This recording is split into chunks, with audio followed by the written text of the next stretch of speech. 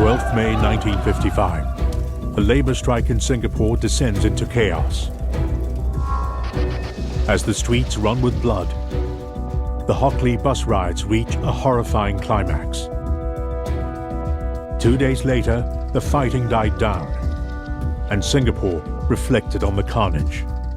What's interesting about Hock Lee is purely in terms of, it's horrible to say these things, but purely in terms of body count and injuries, it's not as dreadful as the Maria Hertog riots a few years earlier. But it's the nature of those incidents that are remembered and emblazoned on people's memory of the kind of violence that occurs that has such a huge impact.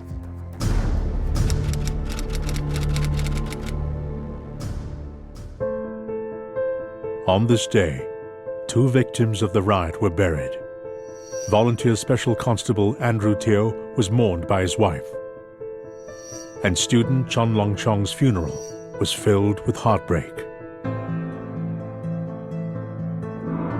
That evening, Chief Minister David Marshall oversaw settlement terms for the Hock Lee bus strike.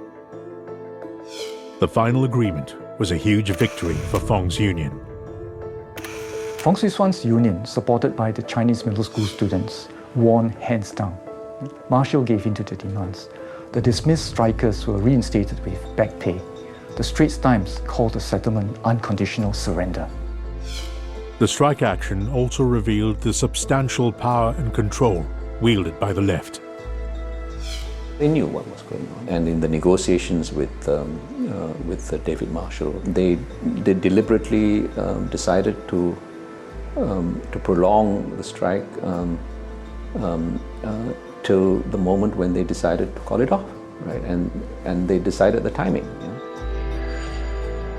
I don't think there was at any point where they lost the capacity to control events. In response to the riots, David Marshall tried to show he was still in charge.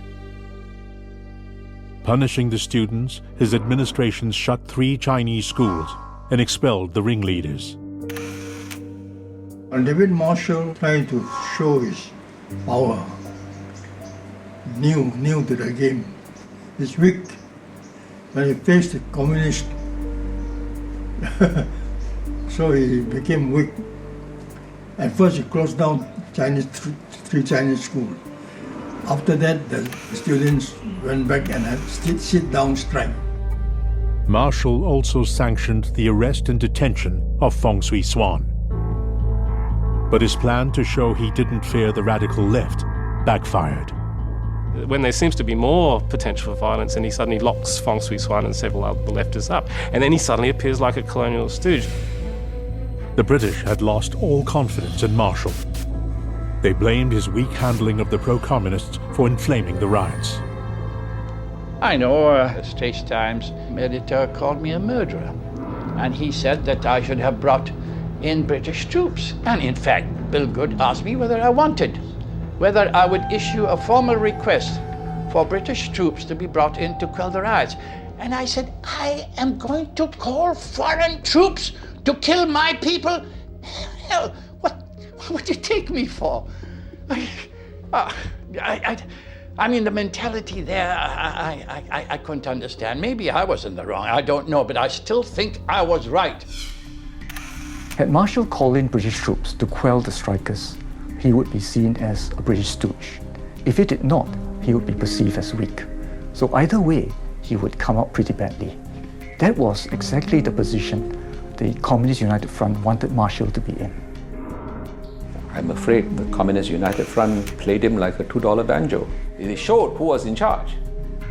It wasn't the government. It wasn't the British, it was they. And that was the whole purpose of the exercise.